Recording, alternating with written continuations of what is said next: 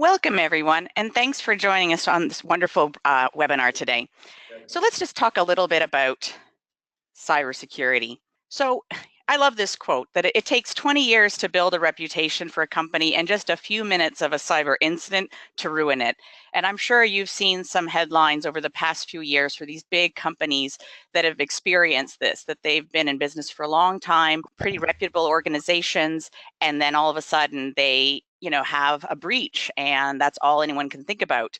So this is, obviously becoming more and more of a challenge for both big businesses as well as small businesses as well. And obviously, I think that's why you're here today for this webinar. So before we dig into the actual elements of cybersecurity and threat, let's talk about what it is exactly. So the actual term, it's a bit of a buzzword, but it actually existed since 1994, but we really only started hearing it in the mainstream in 2010. It's actually not really widely agreed to in terms of a definition. Some people actually still use the term information security. Some people think of cybersecurity as a subset of information security. Some people think that they're one and the same. Some people just think cybersecurity is a new word for computer security or network security. Anywho, for the purpose of this webinar, I want to define it as the practice of ensuring the integrity, confidentiality, and availability of your business information. And also, on a more technical perspective, the ability to defend and recover against accidents or incidents. And this could be anything from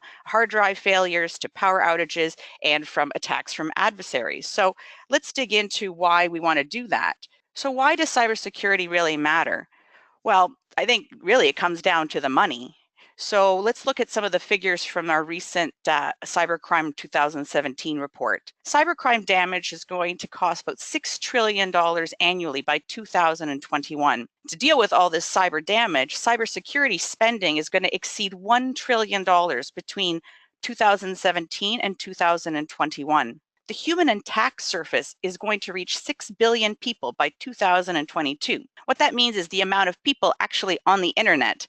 So actually right now, as of 2017, there were 3.8 billion internet users, which is about 50% of the world's population. So they're forecasting that that's going to jump up to, like I said, 6 billion, and by 2030, they're suspecting it's going to be 7.5 billion internet users. And that the big one we are hearing around today of ransomware, that's actually going to continue to rise, and that the cost for ransomware will cost 11.5 billion in 2019.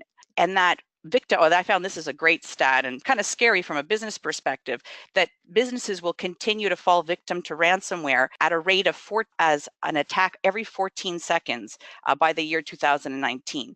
So that's pretty scary in terms of, and I put that out there because obviously money makes a difference, but it's also in terms of how prevalent this is going to be in the future. It's not going away. So what can we do to actually protect ourselves from this? Well, and that's what this webinar is all about. Most of it is education and awareness. So we're going to get started by just talking about, at a high level, what cybersecurity or threats are. So every internet user, I think any user, whether they're young, old, or business, should understand this sort of basic concept, that there are different types of breaches and threats that exist out there. So the hackers, which are the bad guys, they're always looking for weaknesses and vulnerabilities. And basically, in terms of your computer, there are 3 different ways that they can find these vulnerabilities. There's physical vulnerabilities like the hardware. So either actually getting to your laptop or computer and putting in a USB drive, or getting in through your router, sort of physical hacking type of thing. There's software hacking, which is kind of finding holes in the software to try to trick your software into doing things it's not supposed to, or trick your laptop into not recognizing software that's not supposed to be there. And then the biggest component that they like to exploit is the human component. So this is where they like to play up the fact of disguising stuff to make it look like something you trust, you believe in, and basically it's to elicit a response, whether it's clicking on something and opening up some viral software, or going to a website and giving away your information to people that you don't think you're giving it away to. So there are lots of different cybersecurity threat. These are sort of the most common ones. We're going to talk about some of these today. So overall, sort of data loss and compromised data is a big issue. Ransomware, which I just talked a little bit about, and we're going to talk about a little bit more today. We're going to talk about this one's actually becoming more and more of an issue, and I've seen some samples, and they're actually quite scary in terms of the the type of genuine, like the emails look so genuine that I would say as an employee, I would struggle to know whether or not this is actually coming from someone in my organization. And that's sort of basically impressions of executives and managers. So hackers are trying to trick people within a company to give away information. It's kind of scary. Social engineering attacks, so that's a bit of an umbrella, and we'll talk a bit about what falls within that. Viruses and also physical incidents are also on the rise as well. So in order to protect you and your company from cyber breaches, I would recommend basically 3 sort of areas that we're going to look at. The biggest one is awareness and education. Knowing what the threats are, what to look for is a big key into making sure that you don't fall victim. 2 is sort of, the software and the hardware pieces. Are you making sure that your software is safe and secure? Is your hardware safe and secure? And then having the knowledge and expertise, understanding, making sure that you're up to speed with the newest threats that are out there, and also do have people on your team or in your business to help you that are knowledgeable about this type of stuff in case you do have an issue like a ransomware incident, or to help set up your business in a way to be better defended against these types of threats. So let's talk a little bit about, before we jump into the awareness and education portion, that cybersecurity really is everyone's responsibility in a company or in personal life. But the problem when you have this is when security is everyone's responsibility, it quickly becomes no one's responsibility. And part of running an effective cybersecurity program in your company is making sure that people have an adequate amount of knowledge to do their job effectively, and also to serve as like the first line of defense. So this is why at least having a basic security awareness, terminology, what to look for is a great place to start. And that's what we're going to cover in today's webinar. So let's talk about some of these big threats that I mentioned earlier and what they're about and what to look for. So social engineering attack. This is sort of like an umbrella statement that covers any kind of attack that relies on human interaction and involves tricking people into breaking sort of their normal security procedures. So they're trying to exploit things of the human psyche, and they find different ways to do that. So part of what falls under this umbrella are things like phishing, spoofing, pretexting, baiting. So we're going to talk a lot more in this webinar about phishing and spoofing, but I'm just going to give you a little bit of a definition for pretexting. So pretexting is a technique where, unlike phishing, which we're going to talk more about, is about sort of exactly like phishing, like with fish, but with a PH, is when you try to lure people in to click on something to divulge their information. Pretexting is like that, except it requires a lot deeper trust levels. So here's an example: is if a hacker discovers that a company deals with an insurance company, insurance claims for healthcare, if they find out who that healthcare company is, they know that, oh, okay, as part of this, they generally have to be compliant with certain regulations. So if the hacker knows what these regulations are, they could set up an email that they would send out to employees, basically from the government, saying that in order to comply with this regulation, they have to click on this company link and sign in and use their credentials. So that requires a lot, from a hacker's perspective, a lot more work. They have to kind of go in and find out about the company, about the employees, about the email structure. But again, it takes them a little bit longer, but the stakes are also much higher. So that's a little bit about pretexting. We're not going to go so much into that. And baiting is also very similar to phishing. What's distinguishing about it is it usually has like a big, bait, something, a big carrot to really lure people in. So either free music, a free movie download, and basically to get this free item, you have to surrender your login credentials. So that's sort of a high level, but let's jump into phishing and spoofing, because those are sort of the most common ones that you're going to see on a daily basis. So spoofing and phishing actually works usually together. Spoofing is the act of basically creating a pretend website or email that looks like it came from a legitimate source. So you'll see here as an example up on the screen is this one. It looks like Facebook, but when you look actually at the URL, you'll see this is not Facebook's URL. So this is and people do this with emails, websites, that kind of thing. And so this is a way to sort of get your trust so that they can steal your information. And as I mentioned, spoofing usually works together with phishing. So this is the most common threat technique used by hackers because it's really easy for them to execute, requires pretty little effort, and they can hit many hundred thousands of people. And again, they might not trick those hundreds of thousands, but they might trick one or two, and then they go from there. So phishing is the act of basically using fake emails, text messages, websites, like I just showed you with the spoofing element, to elicit a response. So this could be a combination of sending you an email to click on it to go to a website and log in so they could steal your login credentials. It could be clicking on an email, going to a place to put in your credit card information. That'd be scary. Also, even just putting in information. They send you an email saying, hey, we need your address or something because we need to confirm it. So things like that. There's just basically a way to get your information through trickery. So the way you avoid being a victim of phishing and spoofing is, first and foremost, is stop before you click. Before I even go to number one right here, my biggest thing is just be aware that it exists. And before you click anything, stop and let's take a look at it. And first of it is learning to identify, like, and that's part of why I'm saying stop, because I know we are bombarded with emails. We're getting hundreds of emails a day, and it's really easy to sit there and scan and swipe and delete, or click really quickly because we're going through them such a quick rate. But this is where it's really important, especially with, I'd say, anything that's asking you for your information, something that seems like a company you trust, like Amazon, PayPal, banking, anything. Don't click on it until you do these checks, okay? So first and foremost, you're going to take a look at it to see, is the name and the email correct?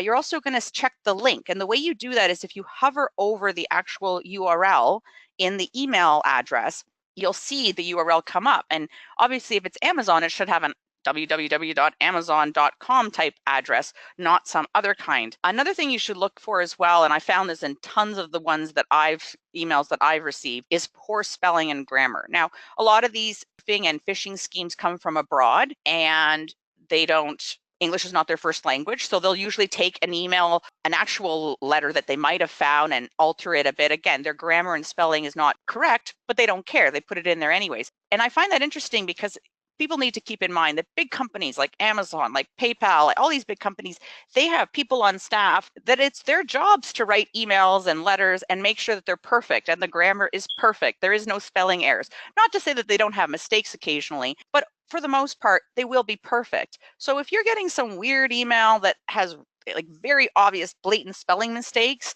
from some big organization, definitely a flag that this is probably not a real email. Also, something to look for is threatening wording. So because they want to elicit a response from you. So you'll see emails like urgent action required, your account will be closed, your account's been compromised, because they want to play on that anxiety to get you to respond and just react and click on it. In this example that I have here, you see refund, you're like, ooh, I'm getting money? Great. So you just go in. Oh, all you have to do is provide a billing address. Perfect. But then it's like, wait a minute.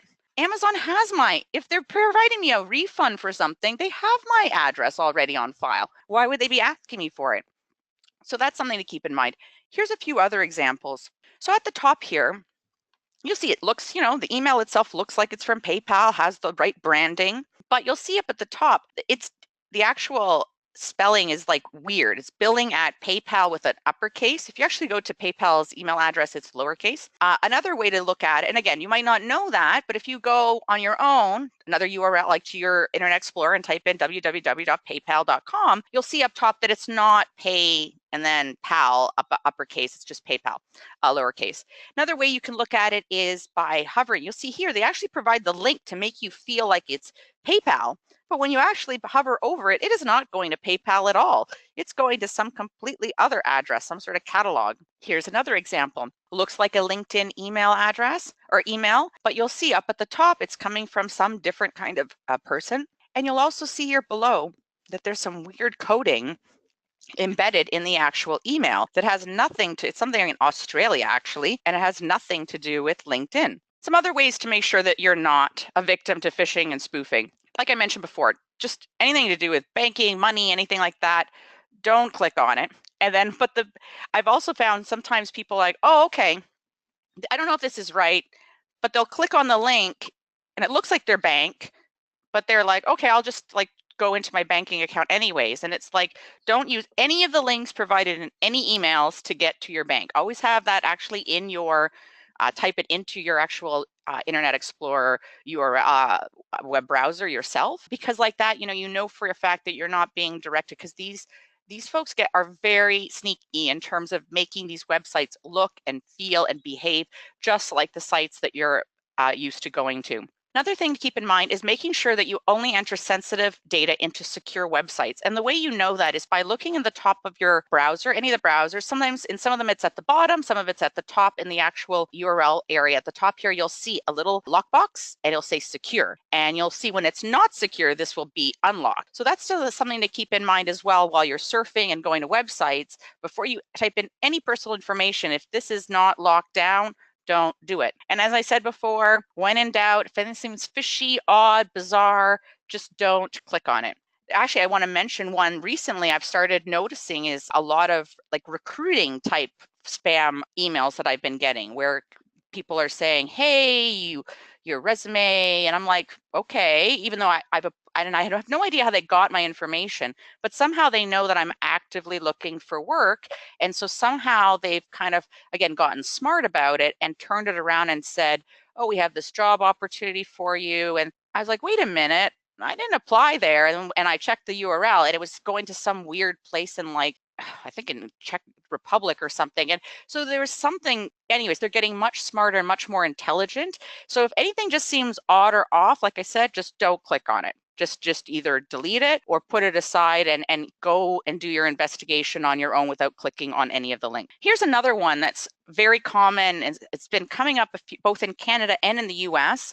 And this one scares me a lot because, at work, we're busy, especially people in certain departments like payroll or HR, they're bombarded with people asking for stuff. And I don't know, if everyone would take the time or the moment to actually go, oh, and really check their emails to say, is this actually from so-and-so? So here's what's actually happening. These hackers are getting, again, they're doing their research. They're finding out who's in a company, who and this is, easily, you can go to a website, find out who the leader is, because most companies have a page with who their executives are. So once they find out who the executives are, they create these emails with photo, with the email address. It looks authentic. And basically, they send it internally within a company saying, hey, give me this report with this data, either, tax statements of an employee or tax statements for all the employees, things like that. And it's scary stuff because, a HR person, if it's coming from the CEO, would they really balk at it? No, they'd probably be like, okay. And then they would send it along. So this is something, and it's definitely coming along around tax season because the hackers know that these conversations, these emails are happening. So it wouldn't be odd per se to get this type of request. So with this one, I definitely recommend that to avoid this, making sure employees are aware that this is happening, that this does happen, that their emails that come in, photos, everything looks like who it should be. Another part is also, probably implementing some sort of a request for a policy for confirming sensitive requests. So, maybe with people who deal with HR, financial, any sort of business reporting, maybe there's a sort of, I don't know, maybe there's a code word that you guys always use when you release certain information. Or maybe when people send in emails like this, if it's not common, if it's, for example, the CEO never emails you for information, all of a sudden you get an email from the CEO, I would maybe call his assistant and say, hi, just want to confirm. Again, not being a pain, I just want to confirm from security perspective. But again, having something, whether it's by word of mouth, calling the person, maybe there's a text verification, something to make sure. And another way is also maybe look at how you structure your email addresses, what information you put about your company online. I understand that, people want to put their leaders and stuff, but I guess, do you have to put all your employees out there? Is there value in everybody knowing who all your employees are? Maybe, maybe not. And also considering your email addresses. Some people, obviously, they want to make their email addresses as easy as possible, like first name dot last name at yourcompany.com. Maybe you mixed it up. Maybe it's the first two initials of the first few letters of the person's first name and their last name, something a little bit different. Again, you want to kind of mix it up to make it a bit harder for these hackers to get to you. Let's talk about ransomware. So ransomware, it's a type of malware that basically, once you get it onto your computer, it restricts your files and displays the messages a message demanding payment, and unless you pay, the restriction will be removed. So they say. So there's basically two types of ransomware. There's a lock screen, which basically, once it's in there, basically you get this thing on your screen that says, you have ransomware, and the stuff's in the background, but it basically locks down your screen and you can't access your computer in the background because of the ransomware. There's also an encryption version where basically it goes in the back end and encrypts your entire drive. And the only way then that you can get to access it is by getting the encryption code from them, and they want money for it. So both very, very scary events to go. Here's an example of one that you would get on your screen, and here they're asking for $300 worth of Bitcoin. Interesting. So my biggest recommendation is, I know it's very scary when this stuff comes popping up on your screen, is first and foremost is don't pay the ransom, because really they're meant to scare you, they're meant to intimidate you, and even there's a bit of a challenge, is some people have experienced, they've submitted the payment and they haven't guaranteed that their system has been regained access. So there's not this definite, like, you pay and then everything's back to normal. I would, consider your computer's been infected, do you have, again, this is having someone on staff or having a great IT person, support people to help you either to try to repair it, to get your data retrieved. And also part of it, as well as, we've so many other reasons of why backing up your data is important. But I think this is another perfect example of why doing regular backups of your data is important. And I know for me, I personally do this on a regular basis. I back up all my laptop information on a physical, external, removable hard drive, because even though I do put stuff in the cloud, I do put stuff on other drives, I do find that having a physical hard backup is important for this very reason.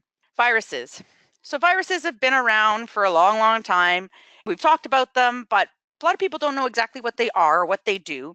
They're basically a type of a malicious computer program that's either sent as an email attachment, or you're sent to a place and you end up downloading it without knowing it, type of thing, and it infects your computer. And then it can also, depending on the type of virus, infect anybody in your contact list if it's one that distributes itself via email.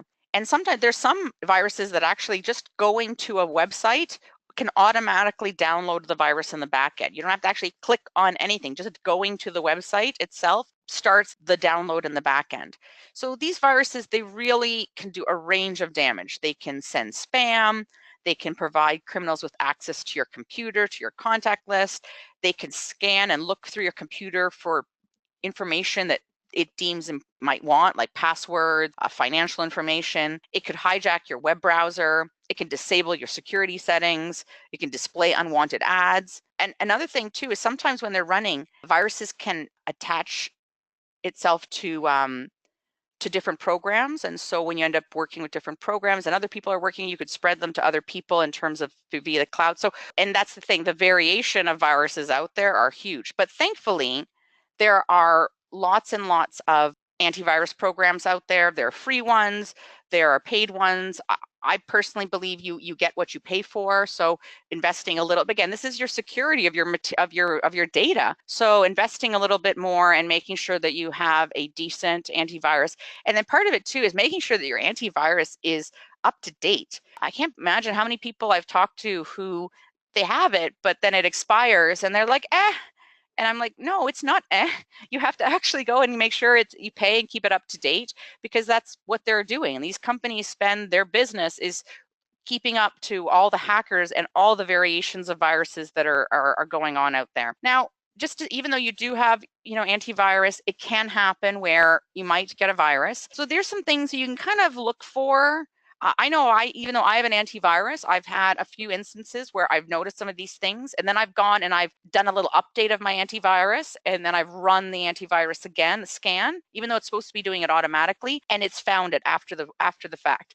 So here's some things to sort of look for. Like if you notice your computer's taking longer to start up, or it doesn't start up at all, that's a bit of an issue. If you start clicking on certain programs and it takes longer to launch, files and data like moving or disappearing from certain places, finding that there's certain and this is what I found, is I had a certain program that just kept it was fine, and then all of a sudden it just started crashing all the time. Oh, this is also, I've experienced this, where your home page is set to a different browser. So you've set it to Google, or you've set it to whatever you wanted your homepage to be, and all of a sudden you come back to your web browser and it's somewhere else, and you're like, wait a minute, that's definitely a sign that something's been tampered. Also noticing that you're just either web pages are slow to load, possibly if your display looks fuzzy, or just not, maybe it's a little bigger, the fonts are bigger or really small, could be an issue. Or also noticing that there might be programs, like I had one incident where I had a program that and I couldn't turn it off. And I uninstalled it, it wouldn't let me uninstall. And that's when I knew that something has gone terribly awry, and that there was some sort of virus that was locking down this software and not letting me uninstall it. But anything that looked kind of fishy, kind of suspicious like that, definitely, don't turn your eye, and definitely sort of either run your virus program, run a different virus program. That kind of stuff will definitely help. So we talked about, so this is that was the education portion, and understanding, what the types of threats are and how you can sort of identify them. And now we're talking about hardware and software. So the first part was more about from the human aspect. This is the back end. Now, obviously, as a human, you have the control to make sure that you have the right antivirus and the right hardware equipment and stuff like that. But this is more the manual stuff in the back end. So there's software threats. So we have malware, which I sort of mentioned, that it goes into your software, or it goes into your browser, or it goes into your operating system. Basically, it goes wherever they want it to go, and it alters stuff, and it can steal information. It can constantly feed information to the hacker on a regular basis. Lots of scary stuff with malware, like I said, because of the variation out there. Definitely important to have a good antivirus to prevent that. Trojan horses. Back in the early 2000s, there's sort of big influx of Trojan horses. They seem to kind of disappear for a while, but they're definitely coming back with a vengeance, so it seems. And basically, they seem, well, like it's like the history lesson of a Trojan horse. They seem like a legitimate piece of software. You think that you're installing something that you're supposed to be installing, but actually in the back end of this software, there is a bad piece of software. And so when it launches, very similar to malware, as you launch it, it basically populates in the back end, and it can do a variety of things. It could lock down your computer, it can share information, it can do all the various same things that a malware could do. And then there's another classification of spyware. So similar to malware, but spyware is specifically doesn't really want to alter things. It doesn't really want to like play around with your software. It really wants to just exist in the background and watch you and watch information. And it can either and send that watched information to whoever put it there in the first place. So again, it could watch your email. It can watch your web browser. It can watch many different things and send this information to whoever is the source of the spyware. I found that a lot of this spyware comes from like free downloads. It's usually in the back end. And sometimes you're actually consenting to it going in there, sometimes it's not. And I actually found a lot of spyware, because of its very nature, it's spyware, it's supposed to be sneaky and exist in the back end, doesn't always come up with virus scans. So there are a lot of virusware software applications out there that you can, some are free, again, some are not, and you can do a scan and just check to make sure that you don't have any kind of spyware running in the back end. And then there's hardware threats.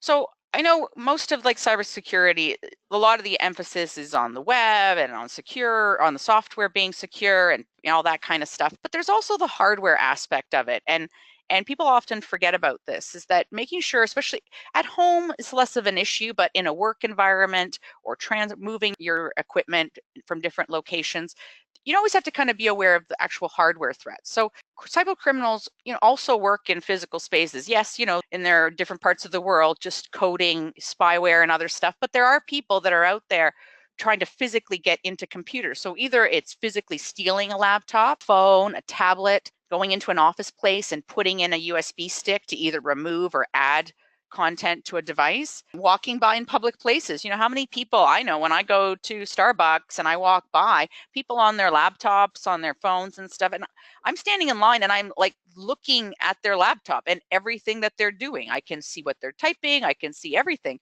So are people being aware that people might be snooping, and also being aware that people have the ability to hack into webcams, Wi-Fi routers, and other accessories, that they could use those to watch you and therefore physically watch you put in your password and that kind of stuff and get access to your equipment or to your devices.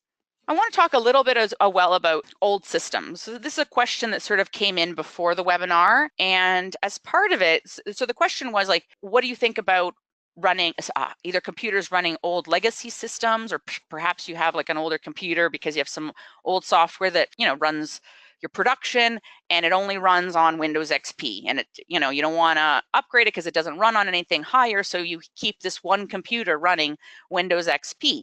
Well, there's a bit of a risk with that. So I'll give you a bit of just as a little story of warning. So last year, the UK National Health Service was basically shut down, completely shut down. Their whole health service was shut down by ransomware. And the problem was that the whole system, everybody was running Windows XP. And basically all the new patches for 2017 were not running. So they could not actually deal with the ransomware. So this was a big issue. So it wasn't just impacting one computer, it impacted thousands of computers. So with very few exceptions, like having this emergency patch, it was really expensive. They basically had to create their own patch, code their own patch. And Microsoft was like, sorry, we don't really support XP anymore. So basically the moral of the story after hearing about the UK National Health Service was that having a computer that runs XP or any old software is basically like having a castle with like no moat, no walls, no guns, no arrows. You're basically like, just open the door and let everybody in. Because unfortunately, the way things are nowadays with the way patches and systems are, they're just not supported, and you're basically and that's the issue too, is you can have this computer running, but if it's connected to your network, you potentially could infect your entire network through this one particular weak point. So that's just something to keep in mind. So some other things to keep in mind to make sure that you prevent any hardware or software compromises is making sure, like I said, regularly back up all your data. And like my tip, definitely doing maybe a physical backup, like an external hard drive, making sure that all your hardware is running with the most current drivers. Like I said, people do this for a living. They spend time researching what the weaknesses are, what the hacks are, and they make sure that the drivers and the software and everything is all up to date and has no holes in it. Physically, like lock down your equipment. So, maybe you've heard of people who put tape over their webcams when they're not using them, or if your laptop is at the office, do you have like a lock on it to make sure that no one can actually walk away from it?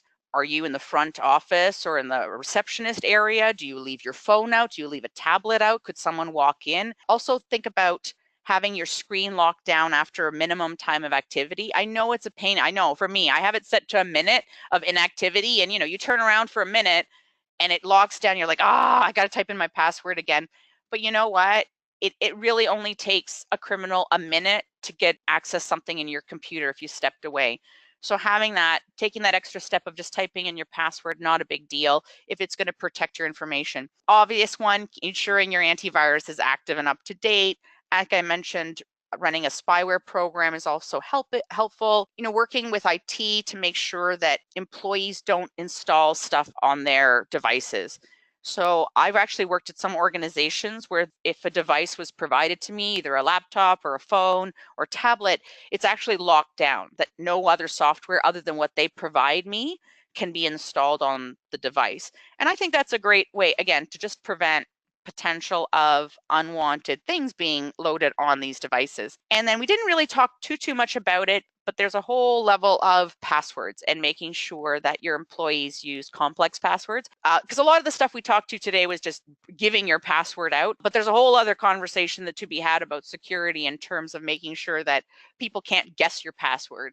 Like I think every year they do a sort of study about people commonly use passwords, and 1, 2, 3, 4, 5, 6, 7 like continues. I think now most passwords require 8 digits. So the fact that people continue to use 1, 2, 3, 4, 5, 6, 7, 8 as a password is amazing to me.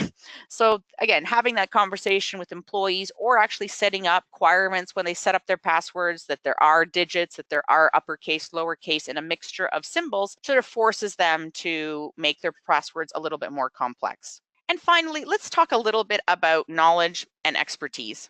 So keeping yourself up to date on what's going on in the cybersecurity world is a good way to start, because again, there's always new sort of hacks and areas of concern sort of happening. So, you could put yourself on one of these feeds just to get a regular update, weekly update. There's some common ones that I put here: Hackers News. Another one, recommend Dark Reading. securityintelligence.com, and KrebsonSecurity.com. It's a fellow smart guy, but he's also always talking about sort of different security threats. Subscribe to one of those and just sort of keep up to speed with what's going on in the cybersecurity world. And also consider leveraging like some expertise from a company. So I don't know, within your organization, whether you have anyone who's an expert in cybersecurity, but consider going to a company and asking them to evaluate your current security measures. And they could, a lot of them will go through what you currently do, both your software, your hardware, even your human aspect, your procedures, and they can talk to you about recommendations on how to make your business more and data more secure. And they can also help you with ongoing maintenance of all of this, your antivirus and all these different devices and stuff to make sure that everything is safe and secure. Great. Well, I really hope that you guys found this webinar helpful, and I hope you'll join us for our next one.